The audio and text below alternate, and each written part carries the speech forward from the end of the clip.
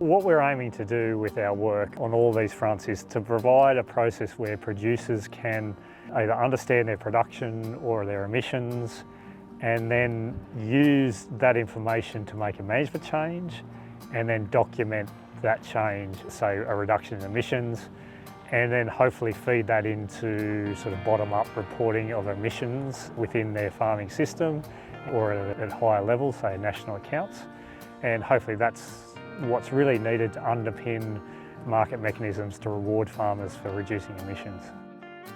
So first thing I'm going to talk about today is a dashboard that we have developed to give producers a daily emissions intensity estimate for their animals. So this is what the dashboard looks like at the moment. This is some real data that came off some cattle at EMI a few weeks ago. We're using data from in-paddock weighing systems like OptiWeigh and determining the methane emissions associated with the livestock that are grazing that, and then calculating emissions intensity. The aim of doing that's to give producers an indication of when that emissions intensity starts to increase due to management like an animal health issue or growth rate dropping off due to lack of feed in the paddock. The reason that we're doing that is to provide farmers with a tool to proactively manage emissions intensity. So by understanding that growth rate and emissions intensity in real time, they can take management actions to keep that at as low a level as possible. The second project that I was talking about today was a program of work on low methane pastures. So the first bit of that was a review that looked at all the existing literature out there with species that are relevant in Australia and working out which ones had the highest potential to reduce emissions from livestock. The species that came out of that were species like Bicerula, which is an annual legume, and then some of our herbs like plantain and chicory.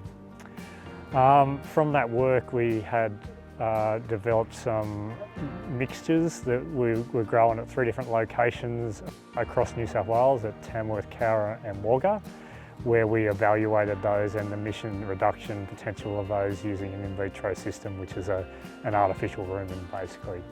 The other really important finding out of that study was we looked at the plant secondary compounds that are associated with methane reduction from those species, and I suppose previously there's been a lot of focus around tannins and polyphenols that reduce, but we found there's a really strong association with the sapnin content within those feeds.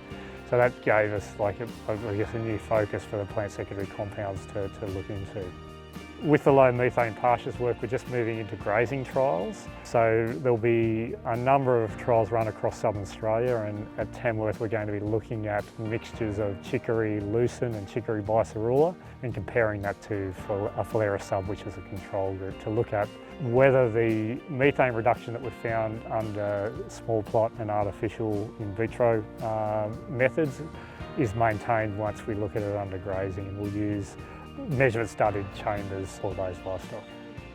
One of the key things is when we look at that emissions reduction data, we also need to do it with the productivity of that species and the persistence of that species in mind. And what that shows is the species that has the lowest potential reduction is not necessarily the best option because it might lose too much production. So basically some of the best mixtures that optimise production and emissions intensity were species that had that moderate reduction, like lucin mixtures and chicory mixtures, because they had a much higher productivity than the standard pasture and also a lower emissions intensity.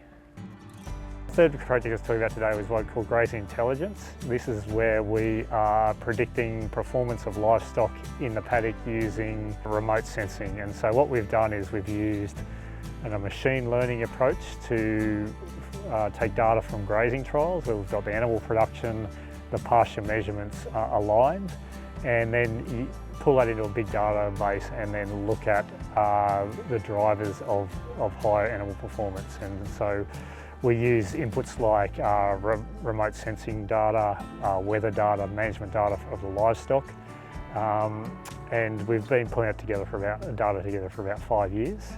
We're at the stage now where we're validating that approach and we're getting quite good results. We did some validation here at Trangie recently on 2 separate mobs, and we're able to predict the livestock weight within 3 to 6% of that weight. So it shows that the models are having a lot of value.